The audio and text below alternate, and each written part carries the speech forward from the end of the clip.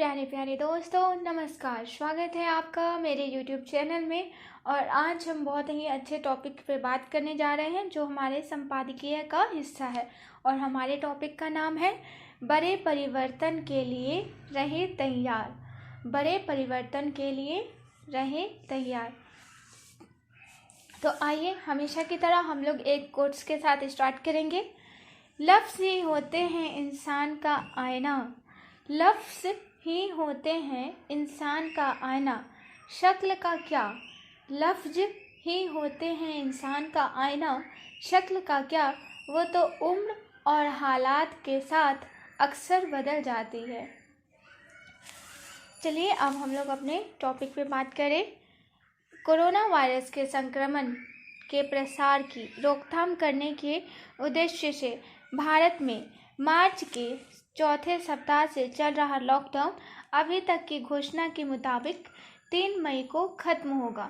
4 मई और उसके बाद आने वाले दिनों में चीज़ें पहले जैसी नहीं रह जाएंगी। आगामी जून महीने में स्कूलों को खोले जाने का प्रस्ताव है, लेकिन अभिभावक अपने बच्चों को नहीं भेजेंगे क्योंकि अभी यह स्पष्ट नहीं है कि स्कूलों में आगे अब क्या होगा। हम ऐसे देश नहीं हैं जहां आभासी कक्षाओं वर्चुअल क्लासरूम का चलन हो। यहाँ स्कूलों के साथ साथ खेलने और मिलने जुलने का चलन विशेष तौर पर स्कूली अनुभव में शामिल होता है। डेनमार्क ने कुछ दिन पहले अपने स्कूल खोल दिए। वहाँ डेस्क पर बच्चों को 6 फीट की दूरी पर बैठाया जा रहा है। ऐसा कर पाना भारत के अधिकतर स्कूलों में संभव ही नहीं है। यहाँ कक्षाओं में बैठने की समुचित व्यवस्था तक नहीं होती है। डेनिस बच्चों को खेलने से मना किया गया है, लेकिन बिना निगरानी के बच्चों को रोक पाना क्या संभव हो पाएगा? बच्चे तो बच्चे होते हैं, एक दूसरे को देखकर उत्साहित होंगे और खेलने के लिए तत्पर होंगे। कितने अभिभावक अपने बच्चों के जन्मदिन के साथ जोखिम मोल लेंगे? क्या इस बात की कोई गारंटी है कि स्कूल में बच्चे संक्रमित नहीं होंगे? मैं नहीं सोचता कि संख्या असंवेदनशील होगी। अगर कोई बच्चा संक्रमित हो जाता है, जिसकी पूरी आशंका है, तो क्या स्कूल स्थायी रूप से बंद हो जाएगा या अच्छा होने की उम्मीद में पूर्ववत चलता रहेगा? इन समस्याओं का कोई ठोस जवाब नहीं किसी के पास नहीं है। केवल हम यह कोशिश कर सकते हैं कि हमें क्या करना चाहिए, कैसे परिस्थितियां सामान्य हो सके। डेनिस सरकार ने इस मामले में साहसपूर्ण फैसला किया है और आगे बढ़कर काम कर रही है। लॉकडाउन हटाने के बाद जब लोग वापस लौटेंगे तो कार्यस्थलों पर कामकाज का तरीका भी बदल जाएगा। आमतौर पर कंपनियों के मानव संसाधन विभागों को 3 मई के बाद उत्पन्न होने वाले हालातों से निपटने का कोई अनुभव नहीं है। उदाहरण के तौर, क्या कर्मचारियों के काम पर जाने की व्यवस्था की जाएगी?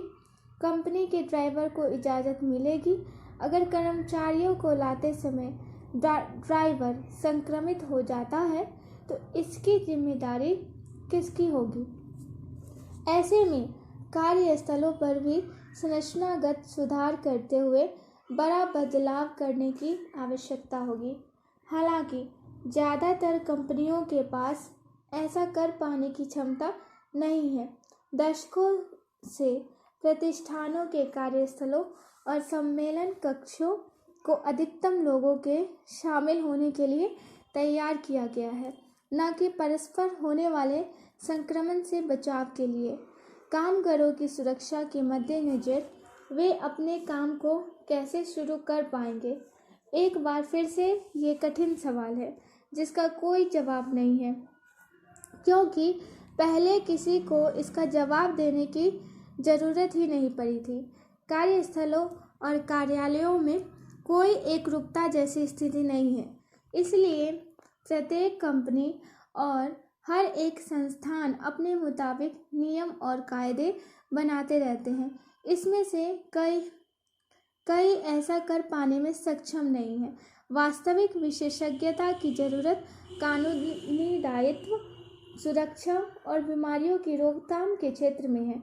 मानव संसाधन विभाग के पास ऐसे मामलों में कोई अनुभव नहीं है और न ही किसी अन्य विभाग के पास है।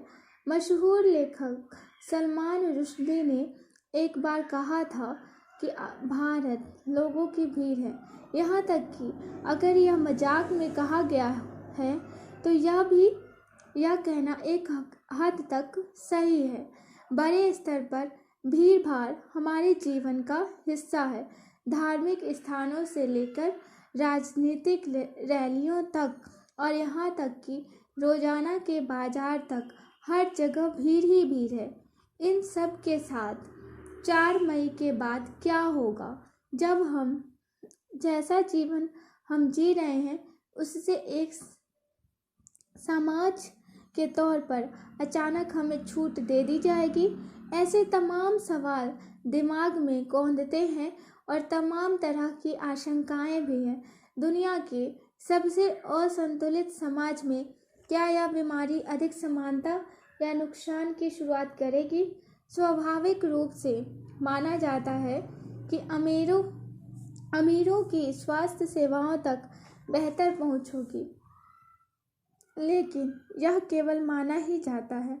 अब जो बदलाव हो सकता है कि गरीब मांग करेंगे कि उनकी बलि न दी जाए और उनके जीवन की भी रक्षा अमीरों की तरह की जाए। हमें यह स्वीकार करना चाहिए कि गरीबों की परवाह किए बगैर देश ने लॉकडाउन को स्वीकार किया, जिससे लाखों की संख्या में लोग पैसे, काम के अभाव, यहाँ तक भूख के तड़पने के लिए असहाय छोड़ दिए गए हैं। लगातार इन लोगों की अपेक्षा करते रहना सरकार के लिए आसान नहीं होगा। इसका विरोध तो होगा ही, और मेरा कहने का औचित्य है कि इससे शायद कुछ समानता आने की गुंजाइश भी बनेगी। बिना किसी कारगर इलाज के महामारी जितना बढ़ेगी उतना ही लोगों पर सिस्टम और राष्ट्र पर बदलाव को स्वीकार करने का दबाव बढ़ेगा। परिवर्तन के बारे में आखिरी बात यह है कि ये किसी गति से हो रहा है। इस पीढ़ी ने जो सबसे बड़ा विकासवादी परिवर्तन देखा है वह शायद इंटरनेट और मोबाइल टेलीफोनी है, लेकिन परिवर्तन 2 दशकों की अवधि में आया है। लेकिन यह नया परिवर्तन सभी मामले में एक दिन में लागू किया जा रहा है, इसलिए यह बदलाव बहुत सख्त होगा और अधिक दृश्यमान होगा। हमारी सहिष्णुता की संस्कृति का स्तर शायद बदल जाएगा।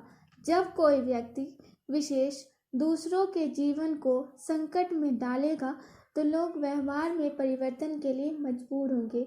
यह वैसा नहीं है कि जैसे लोग सार्वजनिक स्थानों पर थूकते हैं या ट्रैफिक में दुर्व्यवहार करते हैं। हम में से प्रत्येक की अब दूसरों के प्रति जिम्मेदारी है। यह सबसे बड़ा परिवर्तन है जो हम पर लागू हो रहा है।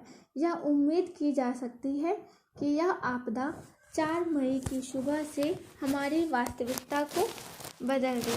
तो आज के लिए बस इतना ही। नमस्कार।